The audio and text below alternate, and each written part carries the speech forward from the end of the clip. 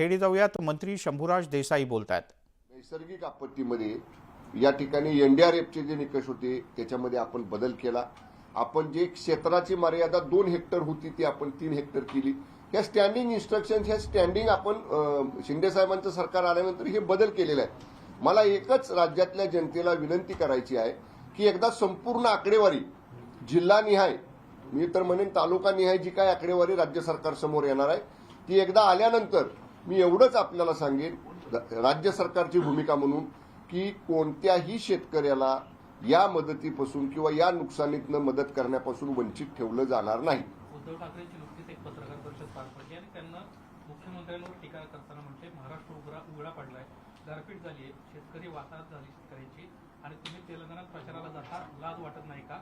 आणि मग स्वतःच्या पंचतारांची शेतीबाबत तुम्ही सांगत बसता। त्यांनी असे शब्द वापरले की जो माणूस आपलं राज्य सोडून दुसऱ्या राज्यात दुसऱ्या पक्षाच्या प्रचारात जातो तो माणूस सत्तेवर बसायच्या लायकीचं नाही, नालायक असा शब्द त्यांनी वापरला। अशा पद्धतीचा शब्दप्रयोग कोण करतं? ज्यांचं अवस्था अशी होते, सहनही होत नाही आणि सांगताही येत नाही, अशी अवस्था माननीय उद्धव ठाकरे साहेबांची झालेली आहे। त्यांच्या काळात सुद्धा संकट आली, त्यांच्या काळात सुद्धा शेतकऱ्याचं नुकसान झालं, पण एनडीआरएफच्या दुप्पट मदत द्यायची। 2 हेक्टरचं क्षेत्र मर्यादा 3 हेक्टर करायचा निर्णय माननीय उद्धवजी ठाकरे साहेब मुख्यमंत्री असताना का घेतला नाही? याचं जर उत्तर द्या ना मला आधी।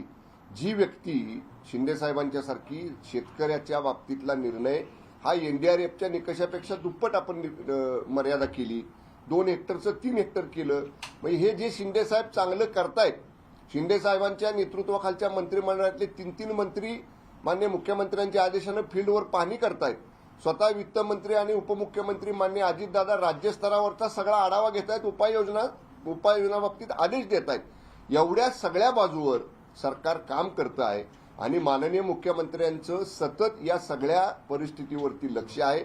कसं आहे, माननीय शिंदे साहेबांना शेजारच्या राज्यामध्ये आग्रहानं तिथल्या पक्षांनी बोलवलं।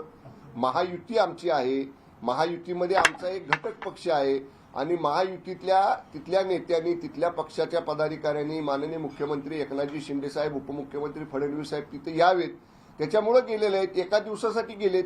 पण माननीय उद्धव ठाकरे साहेबांना मला नम्रपणानं विचारायचं आहे, जेव्हा तुम्ही मुख्यमंत्री असताना कोकणात अशा पद्धतीची अतिवृष्टी झाली, अवकाळी पाऊस आला, पिकांचं नुकसान झालं, त्यावेळी किती दिवसानंतर तुम्ही गेला तिथं पाहणी करायला?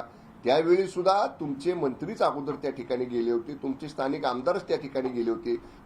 असं नाही की आज अतिवृष्टी झाली तात्काळ उद्धव ठाकरे साहेब गेले। आज सुद्धा मी मगाशी ऐकलं आता 5-6 जिल्ह्यात नुकसान झाले विदर्भामध्ये, मराठवाड्यामध्ये, आणि काय सांगतायत 1 दिवसाचा दौरा माननीय उद्धव ठाकरे साहेब नुकसानीची पाहणी करायचा करणार। आता 4-4, 5-5 जिल्ह्यात 1 दिवसात काय पाहणी करणार उद्धव ठाकरे साहेब? त्यामुळं आधी आपण स्वतःचं बघा, स्वतःचं ठेवायचं झाकून आणि दुसऱ्याचं बघायचं वाकून।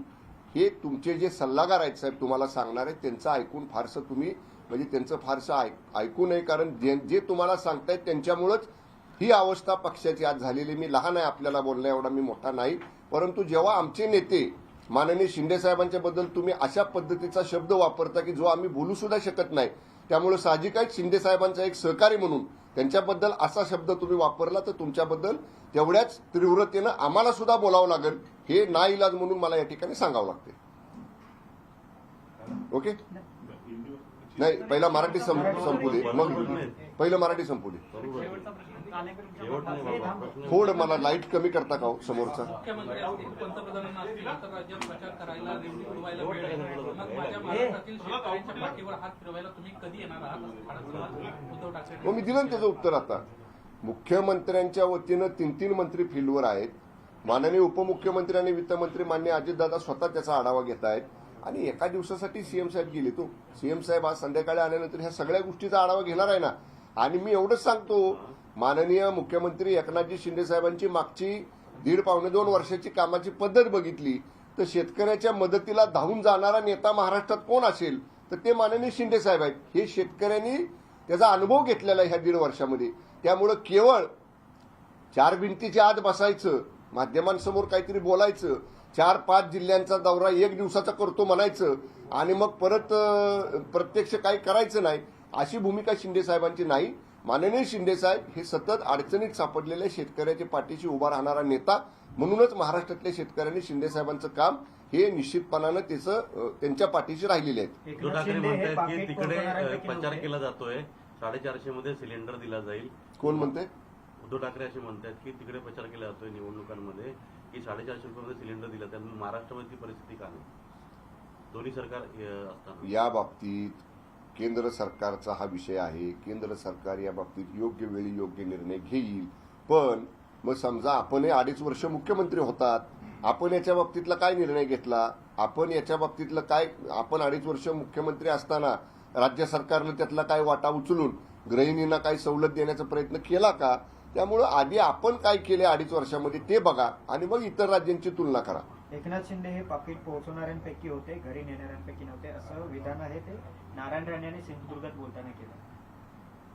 आणि आता याच्या बाबतीत राणे साहेबांना काय माहिती असेल मला माहित नाही, राणे साहेब कुठल्या अर्थानं बोललेत, परंतु याच्या बाबतीत मी काय भाष्य करावं एवढा काही मी मोठा नाही, त्यामुळे याच्या बाबतीत मी काय बोलणार नाही. सर, पण त्यांनी असं वक्तव्य केलंय की एकनाथ शिंदे हे पाकिट पोहोचवणाऱ्यांपैकी होते, ते पाकिट घरी घेऊन जात नव्हते असं त्यांचं म्हणणं आहे. त्यावरती विरोधी पक्षनेते अंबादास दानवे यांनी प्रश्न उपस्थित केलाय की एकनाथ शिंदे यांना पाकिट कुठून यायचं हे त्यांना विचारा म्हणून. दानवेना म्हणावं, अंबादासजी दानवेना, तुम्ही त्यावेळी खूप दूर होता. जी काय माननीय नारायण राणे साहेब सांगतायत त्याप्रमाणे मला आठवतंय की मागं एकदा कुठंतरी एका भाषणामध्ये एका वरिष्ठ आमच्या नेत्यांनी शिवसेनेचे सांगितलं होतं की खोके नाही तर फ्रीज भरून कुठं काय जात होतं हे सांगायची वेळ आमच्यावर आणू नका. त्यामुळं आता परत जर अशा पद्धतीचं काही वक्तव्य केलं गेलं तर कुठले फ्रीज होते, किती थंड राहणारं साहित्य त्या फ्रीजमध्ये होतं, किती काळ टिकणारं साहित्य त्या फ्रीजमध्ये राहत होतं, ह्या सगळ्या गोष्टी कालांतरानं आम्हाला उघड कराव्या लागतील. सर, पृथ्वीराज चव्हाण यांनी थेट आरोप आता राष्ट्रवादीवरती केलाय की खरं तर राष्ट्रवादी काँग्रेस पक्षाने आम्हाला साथ दिली नाही, त्यामुळे मराठा आरक्षणाचा प्रश्न जो आहे तो प्रलंबित राहिला, असं थेट आरोप त्यांचा आहे. हे बघा, त्यावेळी काँग्रेस आणि राष्ट्रवादी काँग्रेसचं सरकार होतं. पृथ्वीराज चव्हाण साहेब काँग्रेसचे नेते मुख्यमंत्री होते आणि माननीय अजितदादा राष्ट्रवादी काँग्रेसचे नेते हे उपमुख्यमंत्री होते. त्यामुळे त्या दोघांच्या मध्ये मराठा आरक्षणाच्या बाबतीत काय चर्चा झाली होती, त्यावेळीचं आरक्षण ते काय देऊ शकले नाहीत, हे खरं त्या दोघांनी सांगावं लागलं. आता पृथ्वीराज चव्हाण बाबा काय म्हणतायत की अजितदादांनी त्यावेळी आम्हाला सहकार्य केलं नाही. आता दादानी याच्यावर सांगावं लागेल की पृथ्वीराज चव्हाण काय म्हणत होते आणि दादा त्यावेळी काय म्हणत होते. त्यामुळे ह्या दोघांच्या मधला हा विषय आहे, हे आम्हाला माहित असायचं कारण नाही, कारण त्यावेळी आम्ही सत्तेमध्ये नव्हतो. आम्ही विरोध. या बुलेटिनमध्ये इथेच थांबूयात. पाहत राहा महाराष्ट्र अनलिमिटेड.